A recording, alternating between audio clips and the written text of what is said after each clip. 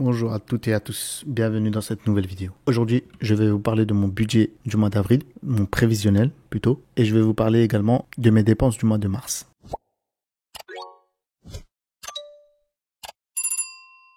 Alors, concernant le mois de mars, juste régler, ok, si je suis bien en mars, ok. Donc au mois de mars, alors, bonne nouvelle, on a eu nos augmentations.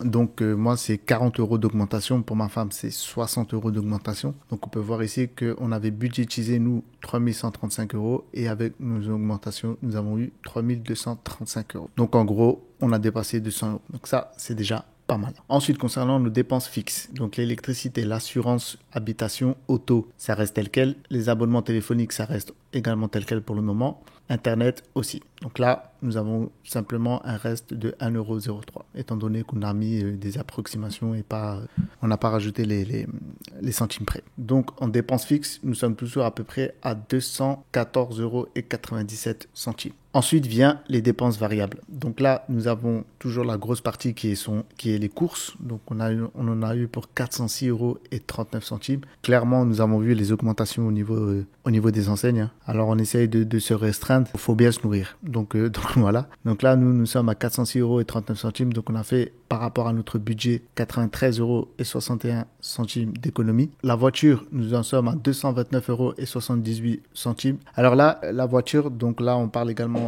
donc forcément du carburant. Mais il faut savoir qu'il n'y a pas que le carburant. Nous avons eu un problème au niveau de notre voiture principale. Et donc on a fait quelques petites réparations. Et donc ça a fait augmenter la note. Malgré ça, nous sommes quand même par rapport à notre budget, donc en dessous de 20,22 €. Donc on peut voir ici le reste, hein. En fait, le reste, c'est tout ce qu'on a économisé. Et les dépassés, c'est qu'on a dépassé notre budget tout simplement. Donc voilà. Ici, nous avons les pourcentages d'accomplis, c'est-à-dire c'est le budget moins le suivi tout simplement, hein. Donc là, par exemple, 81, 83, c'est qu'on a dépensé 81% de notre budget et non pas 100%. Alors j'en étais où? Nous avons le Brico Déco. Donc je ne sais pas si vous avez vu la vidéo concernant le prévisionnel du mois de mars. Je vous la mettrai en haut à droite. Alors on a acheté le fameux meuble Ikea qui était à 130 €. Et je vous avais dit dans la vidéo précédente justement que quand on rentre chez Ikea, on n'achète pas qu'un meuble qu'on avait en vue, d'où les 191 €. Donc on a 130 € d'ameublement et 50 € à peu près d'autres choses, quoi, tout simplement. On a acheté, je crois que c'était un service d'assiette. Ouais, c'est ça. Donc on a acheté un service d'assiette en plus. Malgré ça, on avait budgétisé donc 200 €. Donc on est bien en dessous des 200 € et par rapport à notre budget, on a économisé 8,16 € qu'on peut voir ici. Nous avons fait également des loisirs pour nos enfants, donc on les a fait un petit peu sortir. On avait budgétisé ce mois-ci 100 €, on a gaspillé 63 €, donc on les a ramenés à... Alors je ne sais pas si vous en avez autour de chez vous, mais nous on a ce qu'on appelle un Nokidoc. Donc c'est tout simplement... alors comment je peux dire ça? Ouais, c'est une ancienne ou un magasin où vous rentrez dedans et vous avez des activités pour les enfants. Voilà. Alors... on a également fait du shopping, toujours pour nos enfants. Alors là, on a acheté tout ce qui est pantalon, t-shirt pour ma fille notamment et 2-3 pyjamas pour mon fils. Voilà. Donc là, on a dépassé un peu de notre budget, mais comme j'avais dit dans les vidéos précédentes, le shopping pour nous, c'est mensualisé. C'est-à-dire qu'on met 50 € de budget chaque mois, mais on les utilise pas forcément tous les mois, les 50 €. Donc ça, c'est plus, on verra plus ça en fin d'année. Donc décembre, on fera un récapitulatif sur toute l'année et on pourra visualiser un peu qu'est-ce qui a été dépassé ou qu'est-ce qui a été économisé. Nous avons le sport. Alors là, effectivement, depuis septembre. Alors je me suis inscrit depuis septembre au sport, en salle de sport. Et en fait, on avait lors de mon inscription, on avait 6 mois de promo, en fait, tout simplement à 20 €. Et après les 6 mois, on passait à 30 €. Donc je les avais pas budgétisé ça parce que je n'y avais tout simplement pas pensé. Donc là, on passe à 30 €. Donc effectivement, on a dépassé de 50% le budget que j'avais estimé. Alors on a eu également des imprévus. Alors les imprévus ici, on a fait une demande de passeport pour mes enfants parce qu'on va partir en vacances cet été et on voulait leur faire leur passeport. Donc ça, ce sont les frais tout simplement administratifs pour faire le passeport. La santé, on n'a rien gaspillé dessus, donc tant mieux. Scolarité, rien non plus. Et les fêtes, rien non plus. Alors les fêtes, ça sera plus pour le mois de février. Oui, c'est ça. Ça sera pour le mois d'avril, pardon. Pour ce mois-ci, donc ça, je vous montrerai tout à l'heure pour faire le prévisionnel du mois d'avril. Nous avons les dettes. Donc, le crédit de la maison, 800 euros. Le crédit de ma mère, 180 euros. Je vous invite à aller voir les vidéos précédentes si vous voulez savoir un peu plus sur le crédit de ma maman. Mais je ne referai pas l'explication dans cette vidéo. Donc, nous avons... Alors, ça, c'était toutes les dépenses que j'avais ce mois de mars. Donc, on peut voir tout simplement que pour les dépenses variables, nous avons économisé 136,34 euros. Et on a eu un revenu supplémentaire 200 euros. Donc ça, c'est à peu près 236 plus les 1 euro, 237 euros que nous pourrons mettre en épargne. Donc là, nous avons la catégorie épargne, les vacances. Donc on a bien budgétisé 250. Il faut savoir que cette catégorie épargne, je l'ai fait dès le début du mois de mars. Donc, c'est-à-dire le 1er mars, quand j'ai budgétisé toutes mes dépenses et tous mes revenus, le reste, je le budgétise en termes d'épargne. Donc, on a différentes épargnes. Donc, on a les vacances PEA, Urgence, Émilie, Tom. Donc, ça, ce sont nos enfants. Le CTO et le remboursement anticipé de notre crédit. Une fois le mois de mars écoulé, à la fin du mois de mars, tout le reste, c'est-à-dire ici les 200, donc les 100 euros plus les 136 plus les 1 euro, je les réépargne dans les différentes catégories ici d'épargne. Donc c'est pour ça qu'ici on a 600% tout simplement parce que j'ai rajouté 100 euros pour mes enfants. Donc c'est les 200 euros, on les enlève et 37 euros, ça doit être celui-là. Ouais, voilà, les urgences. Voilà. Donc pour les vacances, on a budgétisé les 250 euros, donc ça c'est OK. Le PEA, nous avons mis 200 euros. Alors concernant le PEA et le CTO, les investissements que je mets, ce sont les investissements que je mettrai en fin d'année. C'est-à-dire en fait que je mets cet argent de côté une fois la fin d'année arrivée ou quand il y a un crash, comme c'est le cas actuellement, je réinvestis tout mon argent sur un ETF. Donc je vous expliquerai peut-être dans une prochaine vidéo ce que c'est les ETF et comment j'investis moi mon argent dans les comptes PEA et CTO. Donc les urgences, donc j'avais budgétisé 100 euros, forcément j'ai dépassé de 37 euros, 37 parce que j'ai pu économiser dans mes dépenses fixes et variables. Pareil pour nos enfants. Donc le CTO, j'ai pu mettre 109 euros et les remboursements anticipés, crédit de 100 euros. Ça me permettra de rembourser plus rapidement mon crédit et de gagner en termes d'intérêt et de temps. Voilà ce qui concerne mes dépenses du mois de mars. On peut voir en termes de globalité, on a 30% de dette. Donc ce sont les crédits maison et le crédit de ma belle-mère. Alors, je me suis trompé avant, c'est pas ma maman, mais c'est bien ma belle-mère. Ensuite, on a les dépenses fixes qui représentent chez moi 7%.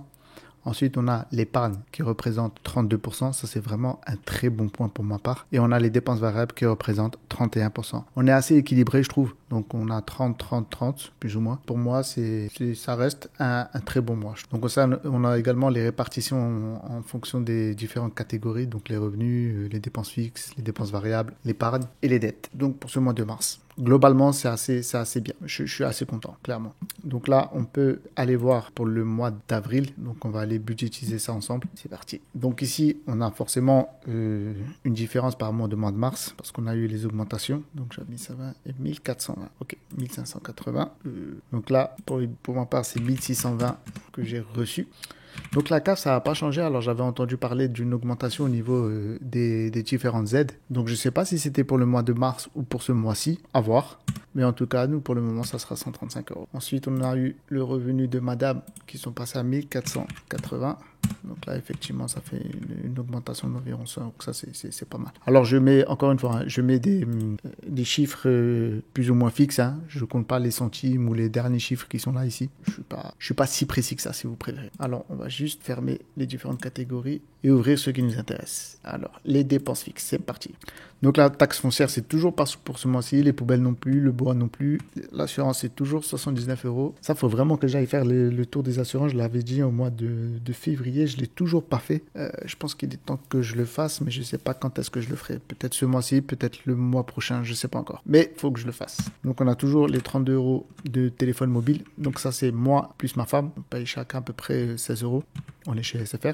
Si vous avez des promos, des codes promos, des choses comme ça, n'hésitez pas à me le dire en commentaire. Je suis intéressé et je vérifierai s'il y a des forfaits plus ou moins avantageux.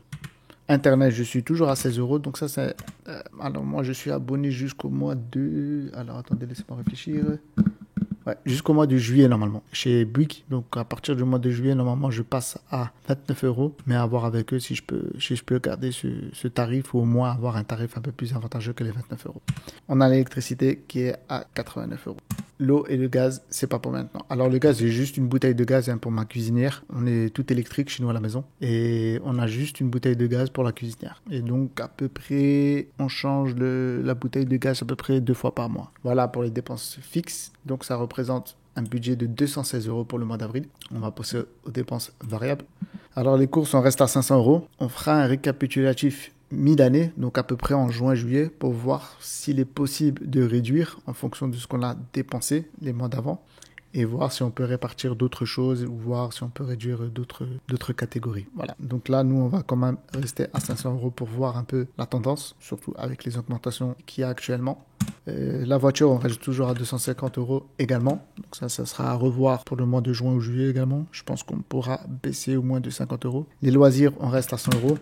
Surtout que là, on a les vacances du mois d'avril, donc il faudra en profiter et faire sortir un peu les enfants. Dites-moi aussi en commentaire ce que vous faites avec vos enfants durant les vacances. Et si je peux piocher quelques petites idées là-dedans, ça serait cool. Merci à vous. Donc, on a le shopping. Là, également, on garde les 50 €. Donc, ça, c'est toujours annualisé.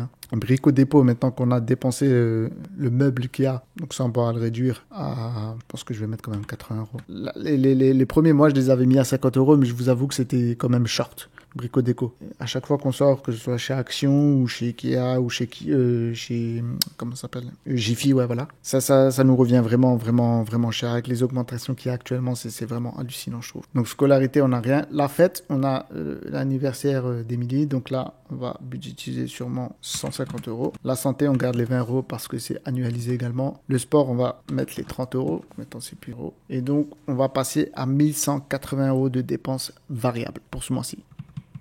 Alors, donc on a à peu près 40 € d'augmentation par rapport au mois dernier. Ça, c'est pour les dépenses variables.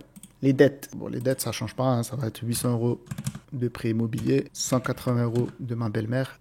Donc, on reste à 980 € de dette. Et on passe à l'épargne. Alors, l'épargne, comment je fais? Tout simplement, ici, on a la ligne des allocations. C'est-à-dire qu'on doit allouer 859 € dans nos épargnes pour arriver à 0 €. C'est-à-dire que tous nos revenus vont être dépensés ou plutôt distribués dans ces différentes catégories. Donc, les dépenses fixes, les dépenses variables, les dettes. Et là, il nous reste 859 € à répartir dans nos épargnes. Donc, nos enfants, on va les mettre à 20 €.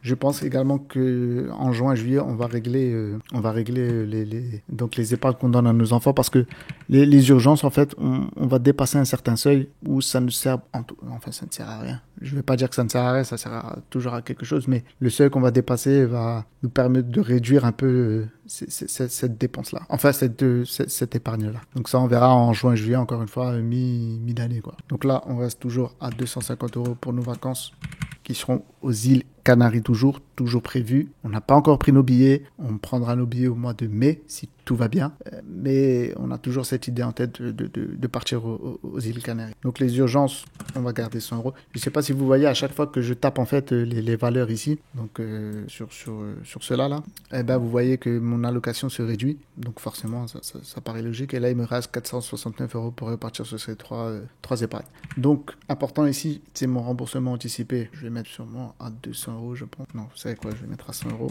Regardez les 100 €. Ici je vais mettre les 200 € dans le PEA. Et ce qui me reste dans le CTO. Encore une fois, je ferai une vidéo sur mon PEA et mon CTO, sûrement. Mais juste pour vous donner un ordre d'idée, le CTO, il est essentiellement constitué d'une action qui est tout simplement Apple. Je pense que c'est une bonne action. Et donc cette action Apple, en fait, je la paye. Alors je paye à peu près... Ça dépend en fait des années, mais alors j'ai commencé il y a 2 ans à me constituer un CTO, à peu près, ouais, 2 ans. Et j'achète à peu près 1 ou 2 actions d'Apple par an. Voilà. Donc là, on a 859 € d'épargne. Donc c'est 799 € supplémentaires. Par rapport au mois de mars, donc on était à 799. Pour le mois d'avril, j'ai budgétisé 859 € d'épargne, donc on est à peu près à 60 € supplémentaires. Voilà, ça c'est pour le mois d'avril. Donc voilà, donc maintenant on peut aller jeter un petit coup d'œil au niveau des graphiques. Donc là on peut voir un peu les répartitions au niveau des revenus, des dépenses fixes, des dépenses variables, en fait de chaque catégorie. Et par exemple, qu'est-ce qui me coûte le plus? Alors en termes de dépenses fixes, on a forcément l'assurance qui était à 79 € si je ne me trompe pas. Et on a l'électricité qui représente à peu près 42% de mes dépenses fixes. On a les dépenses variables, donc ça je pense que c'est les courses forcément qui représentent 42% quand même. Vraiment une grosse dépense. Ensuite vient la voiture qui représente à peu près 22%. Ça, c'est cool. Ah oui, et j'ai la fête, donc l'anniversaire de ma fille qui représentera 13%. Donc ça, c'est les jouets, c'est l'organisation de la fête, les gâteaux, etc., etc. En termes d'épargne, donc on a les vacances. J'espère vraiment en profiter parce que j'en ai clairement besoin. On a le PEA qui représente le 4%. Ensuite vient sûrement le CTO, ouais, c'est ça, donc 20%. On a les dettes, donc là c'est la maison hein, qui représente 82%. Et en termes de globalité, en termes de budget global, on a ici donc les dépenses variables qui représentent 37%. On a les dettes qui représentent 30%, l'épargne qui représente 26% et les dépenses fixes qui représentent 7%. Donc voilà, donc si on cumule les dépenses fixes et les dépenses variables, on est aux alentours des 42% de dépenses, 42, 30 et ouais, 27. Donc voilà, on est en 42, 30, 27. Vous savez, c'est la fameuse méthode des 60... Alors c'était quoi? Non, des 50, 30, 20. Ben moi, je respecte pas forcément cela, je respecte plus les 42, 30, 27. Ouais, on est à peu près. On est à peu près. Donc c'est pas mal, c'est pas mal. Mettons encore une fois mi-d'année, on va faire un check et on va tout simplement voir qu'est-ce qui peut être réduit, qu'est-ce qui peut être augmenté, peut-être, on ne sait jamais. Et voilà, et essayer de répartir ces différents revenus. Il faut toujours revoir nos dépenses et notre consommation également pour essayer d'optimiser notre épargne. Dites-moi également en commentaire, vous, comment vous réalisez votre budget, comment vous optimisez, comment vous dépensez votre argent. Je serais également intéressé, histoire de prendre quelques petites idées par-ci par-là et me les approprier et mettre et optimiser notre budget. Voilà. En tout cas, je vous remercie d'avoir regardé cette vidéo. N'hésitez pas, s'il vous plaît, à liker, partager et surtout, abonnez-vous à la vidéo. Je vous remercie et à très bientôt pour une nouvelle vidéo. Merci à tous.